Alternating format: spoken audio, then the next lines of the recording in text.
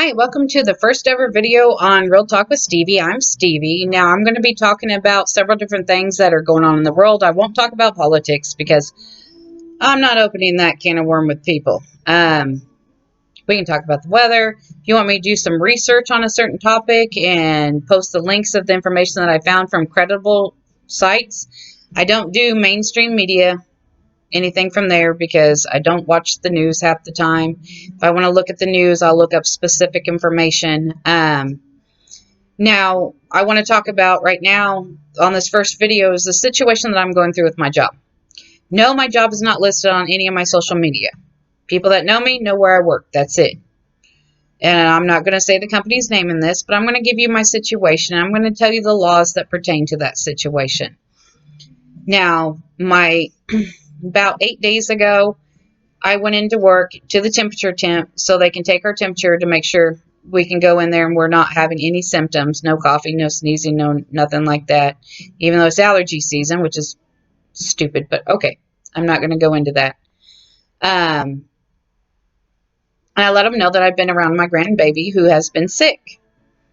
And we actually had her in the ER the night before, and they didn't know. They did a chest x-ray on her. She had some spots on her lungs. They didn't know if it was beginning stages of RSV or bronchiolitis, what it was. And they were concerned because the same kind of symptoms for those two diseases mimic kind of like what the COVID-19 symptoms are. But the COVID-19 symptoms are so many of them that basically anything could be considered it right now. So, of course, they sent me home. Well, I let my immediate supervisor know I was actually on overtime, called and left him a message because he didn't answer the phone, and went home and texted my boss from my shift and let him know.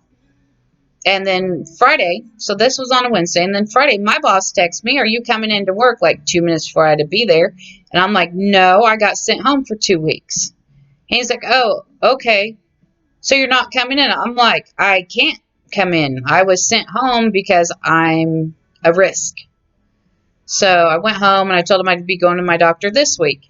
And, well, HR got a hold of me this week 6 days after I was sent home. 6 days after I was sent home. And wanted to know what was going on with my grandbaby. And I let them know, that of what they said. And that everything was negative. And they wanted me to provide a copy of a negative COVID test result. Well, I told them that I can go get the test and prove that I'm negative because I'm your employee, and for me to work, you have the right to know my medical information so I can go to work.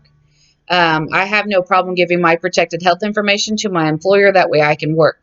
But my granddaughter's is a totally different subject because her parents ain't going to agree to it. And if they don't agree to it, I don't have access to that information because she's not my child. And even if she was my child, I still wouldn't give them that information. I told you she's negative. I'm one of those people that stand by my word. I'm not one of those people that lie and shit like that. I have. I'm not going to say that I don't lie because I have. But as soon as I told them that, and they wanted to argue with me, well, we've had other people that have brought this information in for us, and they have no problems doing it, blah, blah, blah, blah. I'm like, that's fine. They don't know the laws. They've never worked in healthcare for as long as I have, and I was there when they first put them into place. So right now, I'm standing my ground.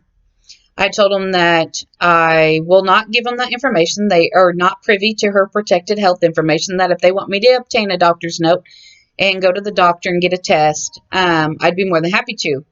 Which this person replies, well, if you have no symptoms, you can't get the test. So if I can't get the test and no symptoms, that means I'm not sick, so I can come to work. But they don't look at it this way. Well, we need to know why our nurses sent you home or why you quarantined. Your nurses that you hired sent me home based on answering yes to one of the questions. I mean, I could have lied and said no and potentially risked hundreds of employees that I work with on a daily basis. I mean, we've been working 60, 70 hours a week. And a lot of them have small children. My kids are grown. So I answered truthfully to protect the people that I work with. And then because I told her that it violates HIPAA laws and that I do not have to give her that information, that they are only privy to my personal health information where it pertains to my job.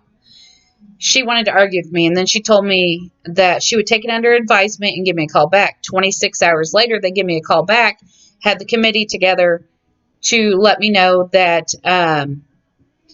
since other employees have done it and they've had no problems out of the other employees, then I should be able to give them that information. No. Once again, it violates HIPAA laws. Well, we really hope that you take a different stance on this, because this is has to do with the other employee's health. I'm like, well, I'm asymptomatic. I'm afebrile, meaning without symptoms, without fever. So I should be allowed to come to work, with my doctor saying, yeah, she's not sick. She's not running a fever or anything. Let her go back to work. They won't accept it. They want somebody else's, who has nothing to do with my job other than she is related to me, information. And I refused. So they said, well, since you still refuse, then we're going to have to leave you on quarantine where you can't come to work for from whenever I first notified them that Wednesday. So I should be able to go back to work next Thursday. So in a week. And that would be my last scheduled day of our 7-on right now. But she told me that I can't come back to work that day. I cannot come back until the 26th, which is the first day after our last day of the 7-on, our 4 days off, and then I come back. So I'm not getting a paycheck for 3 weeks. And luckily in my state, I can qualify for unemployment because I'm on mandatory quarantine from my work. I can't work because of it. So I've already made that claim. It'll take a few weeks to come in as long as it gets approved. And I'm looking forward to my work fighting it, of course. But luckily, it says right on the unemployment's website that it is allowed. So I don't know how the work can contest it, but I wouldn't put it past them. Anyways, so I can't go back to work till May 26th. Today's the 15th. So, I mean, I got another 11 days where I can't work, don't make money, so I won't have a paycheck. So luckily I paid my bills up in advance. So I'm sitting pretty right now for at least a few more weeks. But anyways, we're going to get to the HIPAA where it states on that. Let me pull it up real quick. Now it says the result of a COVID-19 test is protected health information covered by Health Insurance Portability and Accountability Act, also known as HIPAA. Now, if you have a positive test result, yes, you should let your employer know that you were around someone that was positive, but they're not going to request that person's positive test result. They're going to say, hey, you need to have a test if you get symptoms or anything like that in order to come to work, or mandatory 14-day quarantine. Whereas me, I'm going to be on quarantine for at least 21 days, which is stupid because that's more than what I should be, but whatever. And it also states that the CDC states that employers should not require a COVID-19 test result or a doctor's note to validate in an employee's illness, qualify for sick leave, or as a prerequisite to return to work.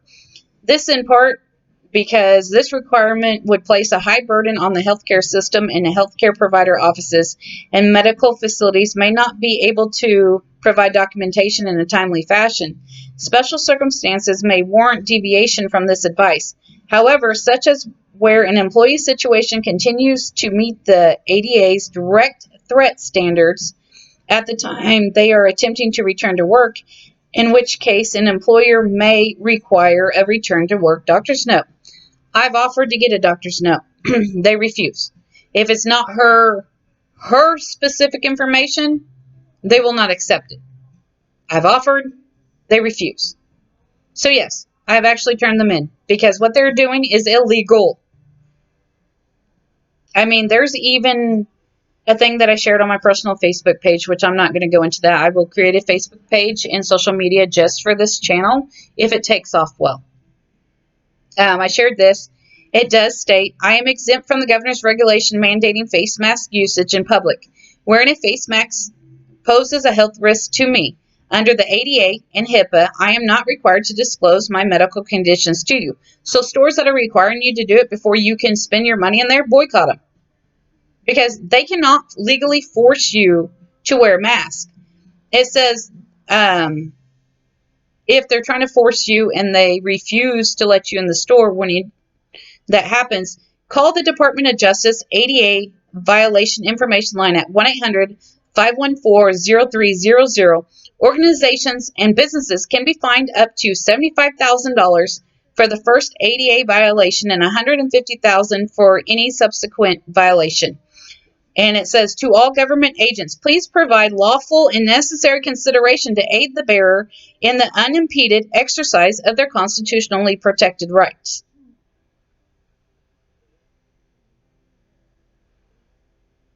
Now, I have information, a lot of employers right now are having their employees wear face masks because everybody's scared of the COVID-19 or whatever. And, I understand that. I don't have fear-based mentality. I'm not scared of it. If I'm going to get sick, I'm going to get sick no matter what. I'm also one of those people that say, I'm going to die. I don't know when, how, or where. I'm going to choose to live my life the right way. And I'm going to choose to live my life to the fullest because you never know.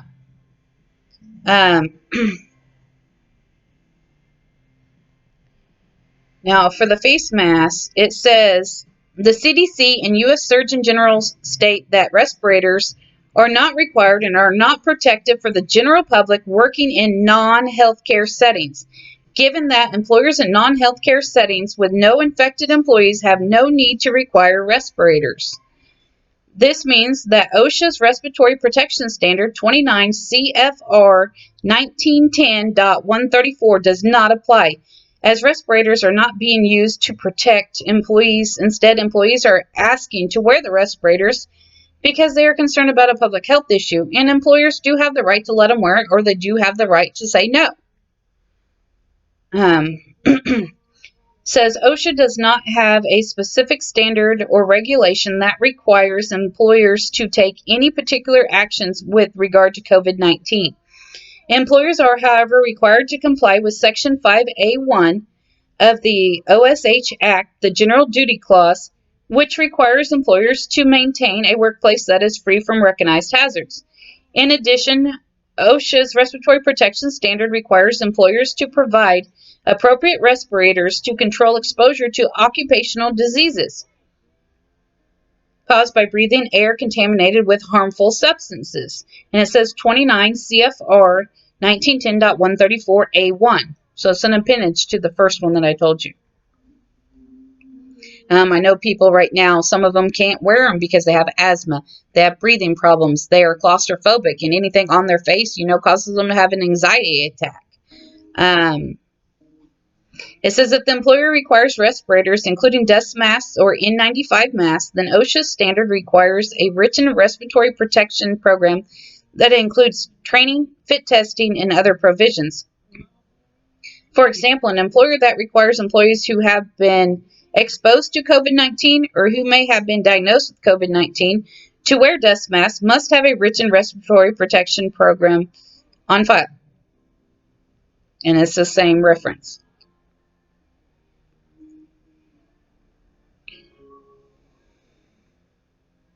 It says if an employer provides respirators, including the N95 mask, and allows employees who may be worried about exposure to use them voluntarily, then the employer must provide a copy of Appendix D of OSHA's Respiratory Protection Standard to the employees. The employer must also verify that the masks do not pose an additional hazard to employees. For example, the use of dirty masks may inhibit breathing, or the mask may not be appropriate if employees are exposed to other substances, such as airborne chemicals, because each mask is designed to keep either dust out of your face. The N95 is a rebreather mask. You have to be fit tested for those. And like when I worked in the hospital, we actually had to do physical labor while wearing it to make sure that we're not going to pass out, because you're rebreathing your own carbon dioxide in those a lot of the times. That's what we would use, as well as regular PPE, in order to go into a tuberculosis patient's hospital room. And I mean, if COVID-19 is so deadly and it's so airborne, then we are putting these patients in the ICU is what all mainstream media is saying. But we have tuberculosis rooms available, even in my small town here. We have them available. They have their own air filtration system. The rest of the general rooms all go through the same filtration system. Tuberculosis rooms, they have a filter on each and every room. Why are we not putting patients in there if they're so deadly? Why are we able to social distance at Walmart, but we can't social distance at schools for graduations? All these seniors that's not getting graduations. Why can't we social distance at the beach? Because we're social creatures. I watched a video on Facebook the other day of a child's father, who was crying. And he lost his son to suicide during this because the boy couldn't go to school, couldn't be around his friends, couldn't play sports that he's used to. And we have a lot of adults that have mental issues like that, that suffer from depression, that need to be around other people in order to thrive. You know, that's why we hold babies all the time when they're first born, because our touch helps them to thrive.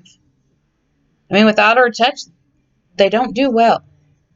Kids who are thoroughly loved by their parents and held and cuddled and loved on, they tend to be healthier than babies that are ignored or placed in a crib or a chair or whatever with their bottles propped up. A child that is held while being fed a bottle thrives better, grows better than a child that doesn't. So I guess I better get off my soapbox for now, because there's a lot of stuff about this whole pandemic that I don't necessarily agree with, and I don't want arguments in my comments. If you have anything that you'd like me to research, to go ahead and talk about, and provide those links in the description boxes. Once I get videos going, please let me know in the comments, or you can email me personally at rtwstevie@gmail.com. So thank you very much for watching, and you have a wonderful day.